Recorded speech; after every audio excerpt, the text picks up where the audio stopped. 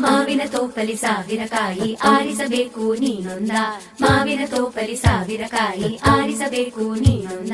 ಹುಳಿಯಿದ್ದರೆ ಉಪ್ಪಿನಕಾಯಿ, ಸಿಹಿಯಾಗಿದ್ದರೆ ಸೀಕರಣೆ, ಹುರಿದಿಟ್ಟ ಮೆಣಸಿನಕಾಯಿ, ಸಿಡಿ ಸಿಡಿ ಎಂದರೆ ಒಗ್ಗರಣೆ.